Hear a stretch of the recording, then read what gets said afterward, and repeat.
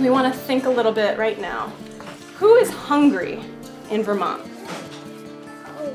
Picture it in your mind. So start to create an image in your head. Think about a person who might be hungry. What do they look like? Where do they live? Do they work? What else about them? How old are they? So I want you just to imagine in your mind for a moment what that person might look like, and I'm going to pass out a piece of paper. You're going to just quickly sketch your ideas. You can use words or you could draw. And we're going to take about 5 minutes just for you to think about who is that person.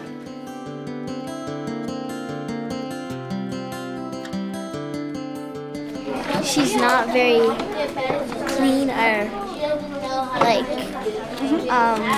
and she's 7 years old. I said that it might be like a young parent who has a lot of kids and they have to like go to child care. Doesn't have a car, so they can't drive over to the grocery store if they live far away from the grocery store. They have to walk a mile to get to the store, and they don't have that much money.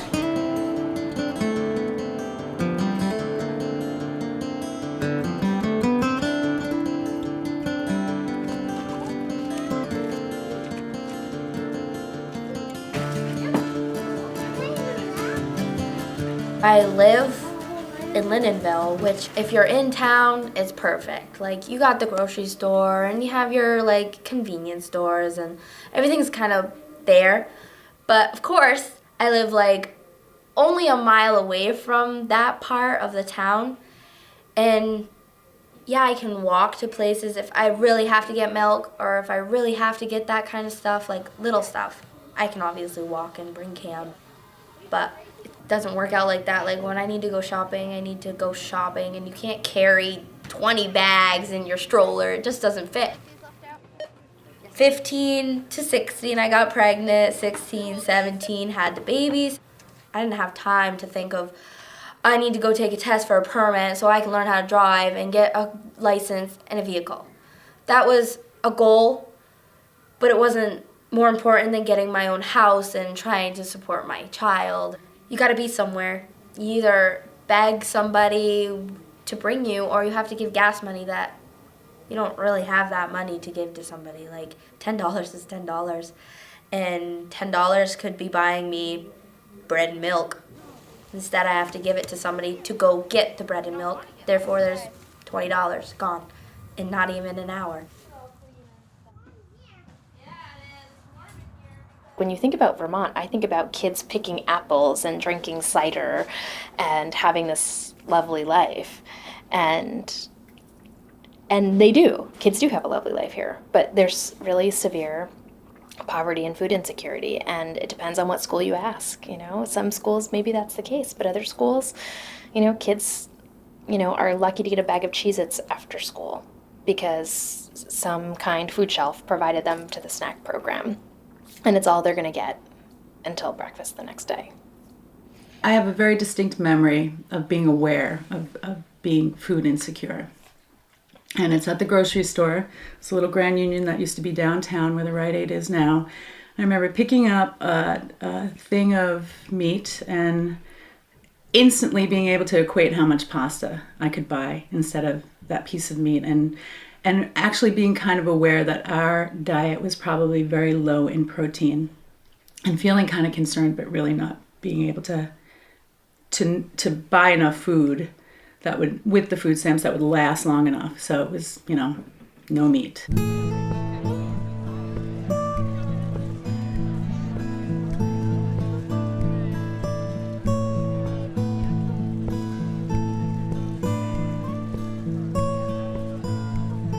I'm very surprised about the numbers in Vermont. You think of it as such an agricultural state. You would think that people are feeding people. You know, they're growing food and there's like the surplus of food, like the bountiful harvest. Where is it? And then you think about how short the growing season is, and then you're like, oh, maybe that is an illogical thought. I'm still surprised to hear almost 98% of the kids around the corner are qualifying for free and reduced lunch. 98%, like maybe I would think 60%. I would never walk down the street and think 98% of this neighborhood is living in poverty. That's so much.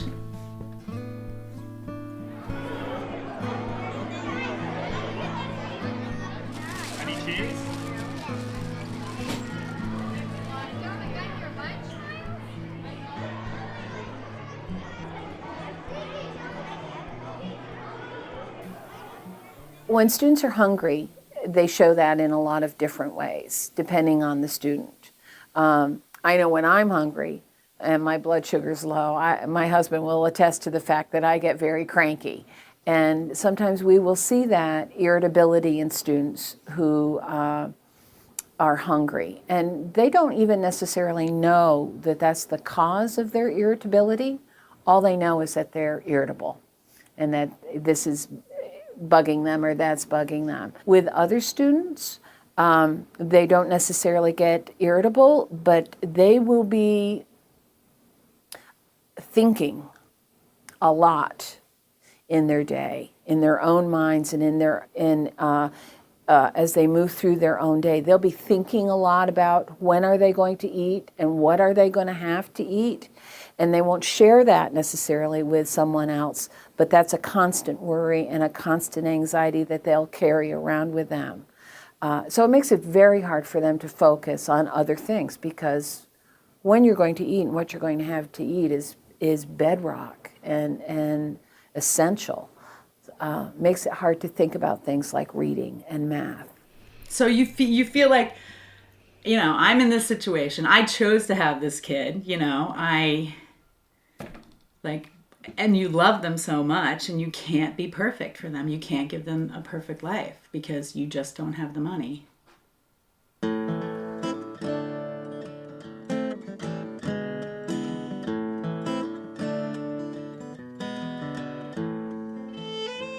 Going to bed without food, you don't really think about it at the time. Your child is your first priority. You don't think about it. You just do it. I don't know. You're not gonna eat yourself or even eat whatever's left over. Like, what's the point if you're already not eating?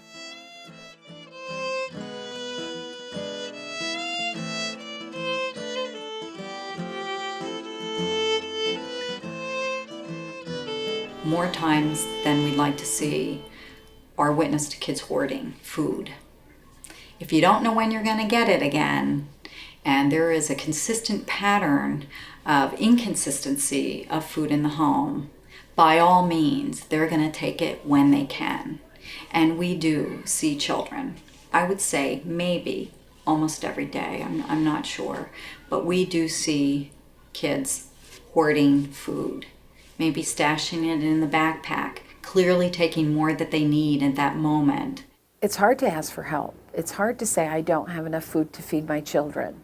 And it's hard to say it to people in authority, like school teachers, people who have some authority over your children. That would be tremendously humbling.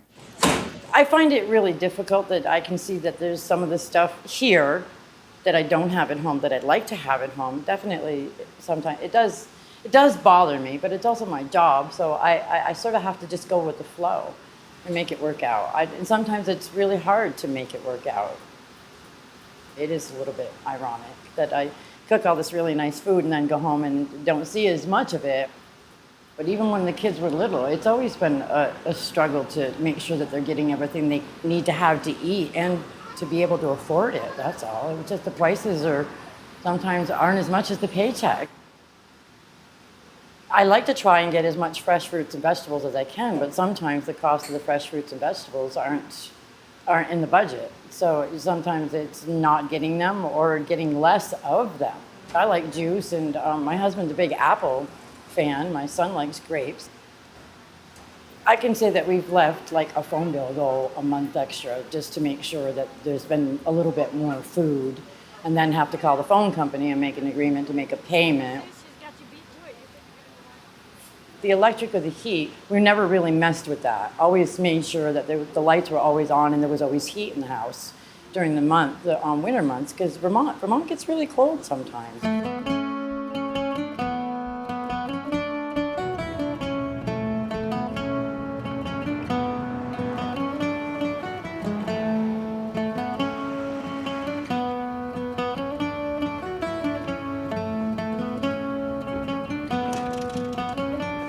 The people who run soup kitchens and food pantries and food banks and food shelves are some of the most amazing people I've ever met in my life. They've been volunteering for decades to do this, but many of them will be the first to tell you they are not the long-term answer to this problem. Canned food drives are absolutely the least effective way to fight hunger. If you understood that a lot of senior citizens in your neighborhood couldn't afford prescription drugs, would you say, let's have a prescription drug drive. I want everyone to go into their medicine cabinet, find medicine they no longer need, and think about what they think people in the neighborhood might need and donate that. Or if you want to be really generous, go to a pharmacy and buy some prescription drugs you think your neighbors might need.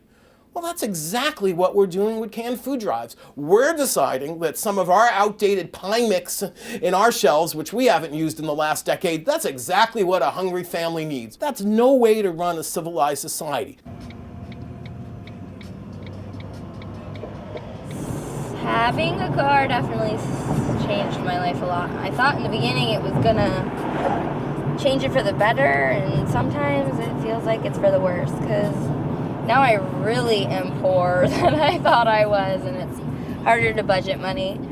And it's possible, but it's a lot harder. I don't get slack money and money to put away and that kind of stuff.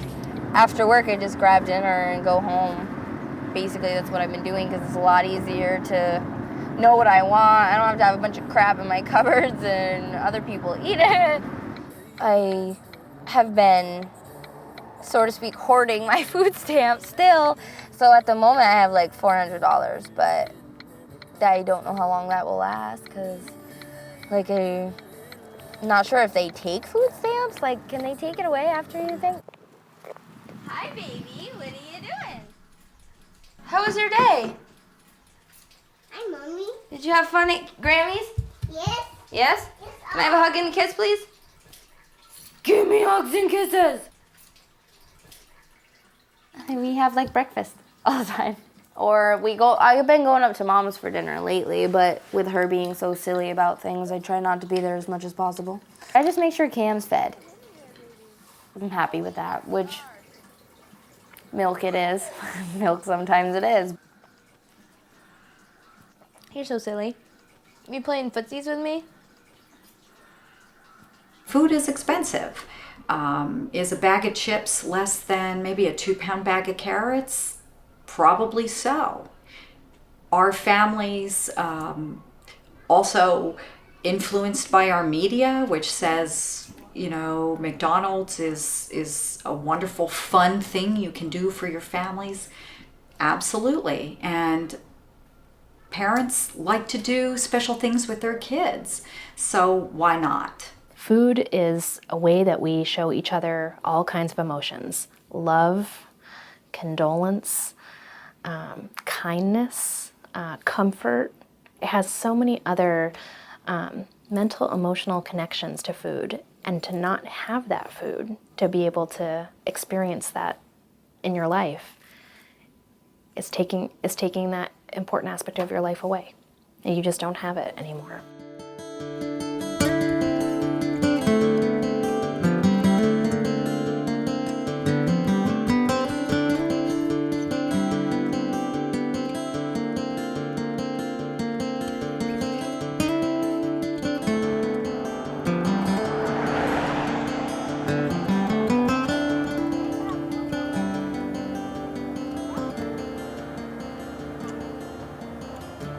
Beginning of September, I had $500 in food stamps. By the end of September, like 2 weeks right before it was October, I went to Price Chopper to go shopping with my $500 to stock up all my cupboards because I had nothing.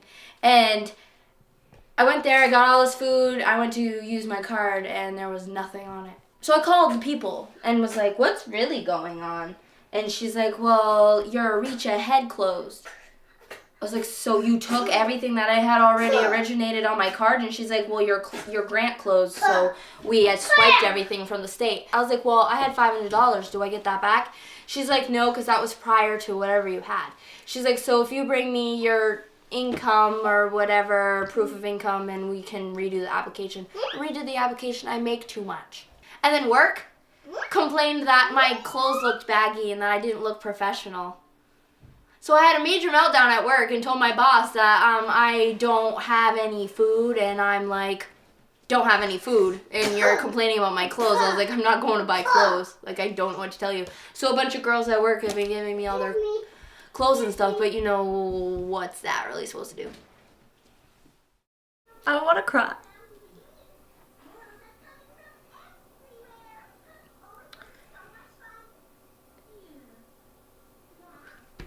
I don't know.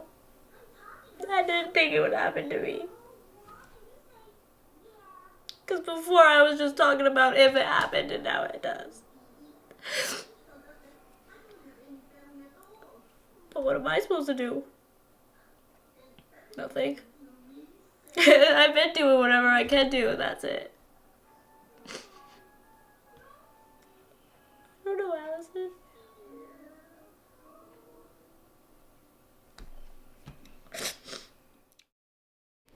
It makes me crazy in the state of Vermont, in the beautiful community of Burlington, that we do have to talk about hunger in often what can be a very, very raw manner.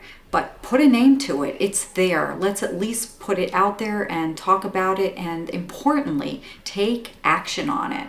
We have a lot of urgent people in our community who are doing just that, but it takes all of us together, and we're screaming about it, quite frankly. We really are. And so are kids and families.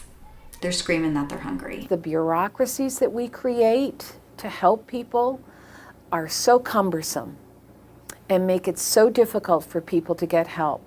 Now, I feel like we've gotten a lot better at it here at school. Like, we used to have, we used to have to count the milks that went out, and no, you couldn't take a cereal in the middle of the morning for a student because it wasn't on the chart. And it was a very bureaucratically controlled thing.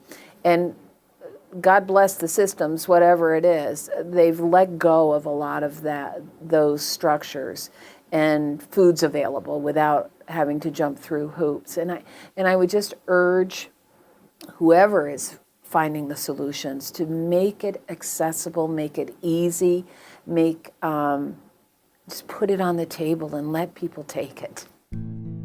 We're not just talking about Ethiopia anymore or the face of famine and starvation. We are talking about our neighbors. If 1 in 5 children are experiencing hunger, if you know 5 children, one in 5 of those are experiencing hunger.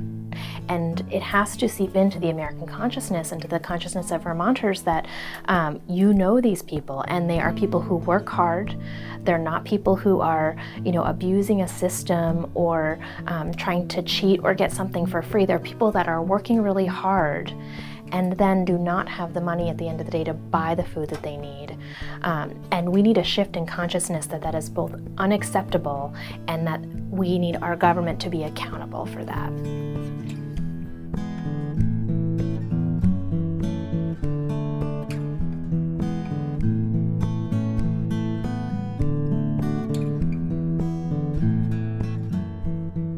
Now there's an effort to balance the budget. Well, we got to cut out these nutrition programs. This from the same people who voted for a blank check for an unnecessary war in Iraq. Now, this is going to eventually cost us over $1 trillion. Who will vote for billions of dollars a week in Afghanistan, all of it on borrowed money. And then they say, but we can't afford to feed Americans. Well, that's a mistake. These are just some empty food stamp books. 65, 50. I know I got under 200 a month for a very long time. Thought I'd use them in a collage or something.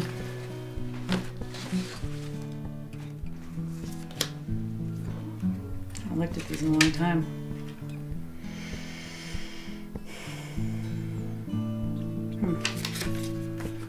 Wild, huh?